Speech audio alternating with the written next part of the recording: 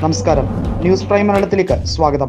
സ്വന്തം സഹോദരന്റെ വെടിയേറ്റ് മരിച്ച BJPയുടെ മുതിർന്ന നേതാവായിരുന്ന പ്രമോദ് മഹാജന്റെ മകളായ പൂനം മഹാജൻ BJPക്കെതിരെ തിരിഞ്ഞിരിക്കുകയാണ്.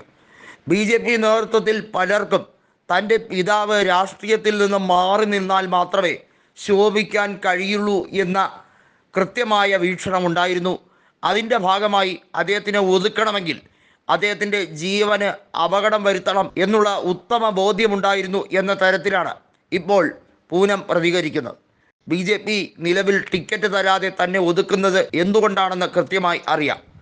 താൻ ആരുടെ ഉപജാപക സംഘത്തിൽ പെട്ടയാളല്ല, എനിക്ക് ശരിയെന്ന് തോന്നുന്നത് ചെയ്യും എന്നാണ് പൂനം മഹാജൻ പറഞ്ഞത്. വികസനം ആണ് എൻ്റെ ലക്ഷ്യം, അതല്ലാതെ വർഗീയതയല്ല. പക്ഷേ BJPയിൽ ഇപ്പോൾ വലിയ തോതിലുള്ള ഭിന്നിപ്പാണ്. ദേവേന്ദ്ര ഫട്നാവിസിനെ അനുകൂലിക്കുന്നവർക്ക് മാത്രമേ ടിക്കറ്റ് ഉള്ളൂ എന്ന രീതിയിലാണ്. BJPയുടെ മുതിർന്ന നേതാവായ ഗഡ്കരിക്ക് പ്രതികരിക്കാൻ പോലും കഴിയുന്നില്ല. ലോക്സഭാ തെരഞ്ഞെടുപ്പിലെ BJPയുടെ തോൽവി അതേപടി തന്നെ ആവർത്തിക്കപ്പെടുന്ന സാഹചര്യം നിയമസഭയിലും സംഭവിക്കുമെന്ന് പൂനം വിലയിരുത്തുകയാണ്. ശിവസേനയിൽ ഉദ്ധവ് താക്കറെയിൽ ജനങ്ങൾക്ക് നല്ല വിശ്വാസമുണ്ട് എന്നും പൂനം തുറന്നടിക്കുകയാണ്. പങ്കജയും പൂനവും ശിവസേന ഉദ്ധവ് വിഭാഗത്തിലേക്ക് ചേക്കേറാനുള്ള എല്ലാ സാധ്യതകളും കാണുകയാണ്. നേരത്തെ ശിവസേനയിലേക്ക് BJPയുടെ സ്പോക്സ് പേഴ്സണായിരുന്ന വക്താവായിരുന്ന ഷൈന ഉൾപ്പെടെയുള്ളവർ ചേർന്നത് വലിയ തോതിൽ ചർച്ചാ വിഷയമായിരുന്നു. ഏതായാലും ഒരു കാര്യം ഉറപ്പിച്ചു കഴിഞ്ഞിരിക്കുന്നു: പൂനം മഹാജൻ BJP നേതാക്കളെ പലരെയും വെറുതെ വിടാൻ ഉദ്ദേശിച്ചിട്ടില്ല. മുൻ കൊലപാതകവുമായി ബന്ധപ്പെട്ട സംഭവത്തിൽ ഇനിയും പലരുടെയും കള്ളക്കളി വെളിച്ചത്ത് വരേണ്ടതായി ഉണ്ട് എന്നും നീതിക്കായുള്ള പോരാട്ടം ജീവിതാവസാനം വരെ തുടരുമെന്നും പൂനം മഹാജൻ പ്രഖ്യാപിച്ചു കഴിഞ്ഞിരിക്കുകയാണ്.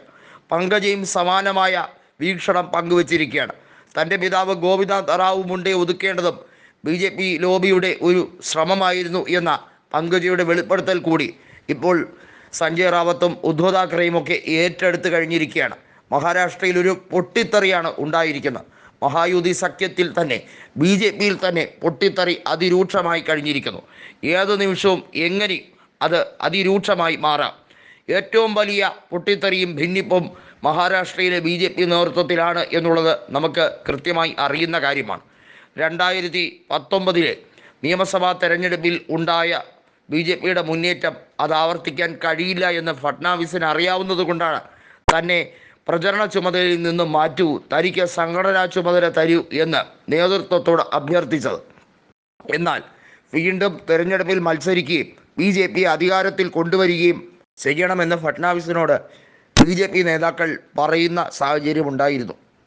ദേവേന്ദ്ര ഫട്നാവിസിനെ സംബന്ധിച്ചിടത്തോളം അധികാര തുടർച്ച ലഭിക്കും എന്ന യാതൊരു പ്രതീക്ഷയുമില്ലെങ്കിലും ദേശീയ നേതൃത്വം പ്രത്യേകിച്ചും അമിത്ഷായുടെ വാക്ക് അതേപടി അനുസരിച്ചിരിക്കുകയാണ്.